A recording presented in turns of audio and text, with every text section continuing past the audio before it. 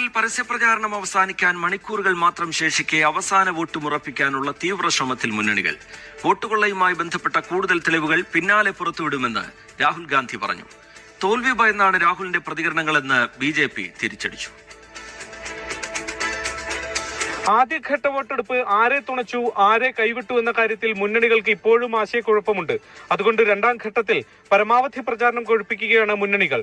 Vote കൊള്ള തെരഞ്ഞെടുപ്പിലെ പ്രധാന വിഷയങ്ങളിൽ ഒന്നാണെന്നും തീവ്ര വോട്ടർ പട്ടിക പരിഷ്കരണം നടപ്പാക്കിയത് വോട്ട് കൊള്ള മറച്ചുപിടിക്കാനാണെന്നും രാഹുൽ ഗാന്ധി ആരോപിച്ചു.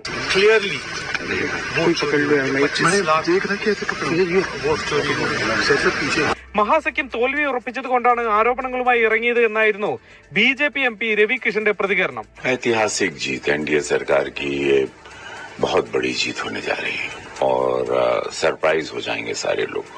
വനിതകളുടെ ഉയർന്ന പോളിംഗ് ആദ്യഘട്ടത്തിൽ ഉണ്ടായി എന്നതാണ് കണക്കുകൾ.